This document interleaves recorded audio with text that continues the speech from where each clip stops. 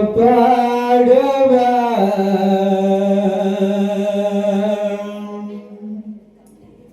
స్తోత్రం. ఆయా స్థలంలో ఉన్నటువంటి మీరందరూ కొడుక దేవుని సన్నిధిలో ఉండాలి. ఎవరు కొడుక మౌనంగా ఉండదు సమయంలో ఆయన ప్రార్థన చేయండి. యేసయ్యానికి స్తోత్రం అని ప్రార్థన చేయండి. కరుణించుము యేసు కాపాడవా, నీ తట్టు కనులెత్తుచున్నాడు.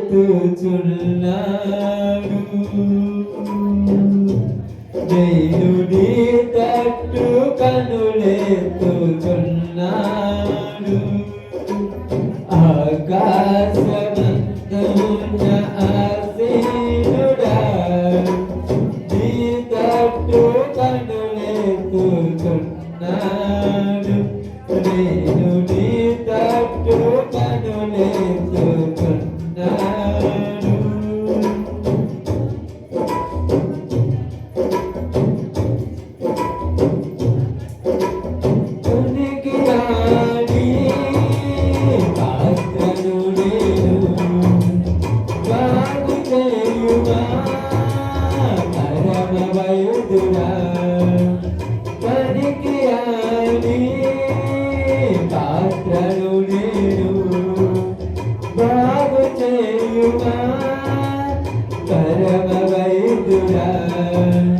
కరుణించుము యేసు కాపాడవా, నీ తట్టు కనులెత్తుచున్నాడు. నేను నీ తట్టు. అందరూ ప్రార్థన చేయాలి. ఆయన సన్నిధిలో నువ్వు నేను పనికి రాకుండా పాడైపోయిన జీవితాలు మన బ్రతుకులు పాడైపోయి నాశనానికి దగ్గరైపోయిన బ్రతుకులు మనకి. అందరూ ప్రార్థన చేయాలి.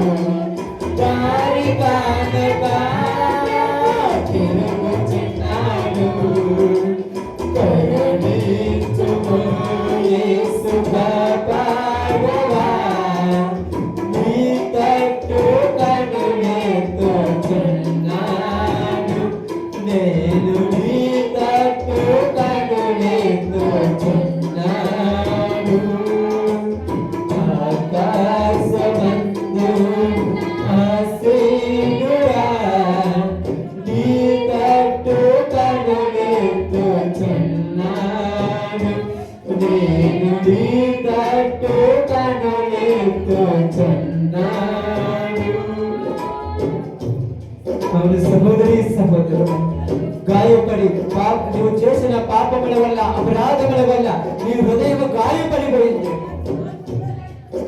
పాప ఊపిలో చిక్కుకొని ఆ బాధలో ఆ వేదనలో ఇంకా ఇరుకుబడిపోయి అయ్యో నీ సన్నిధిలోనికి రాలేక నేను దూరం అయిపోయాయని బాధపడుతున్నాడు. ఆయన దగ్గరికి రాని గాయాలు కొట్టి నేను బాగు చేస్తాను.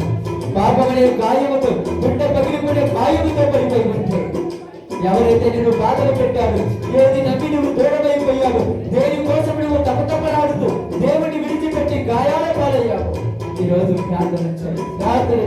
ఆ గాయమును కట్టి ఆ బాధను తొలగించి ఆ యొక్క పరిస్థితి నుంచి నన్ను బాగు చేయమని ప్రార్థన చేయి.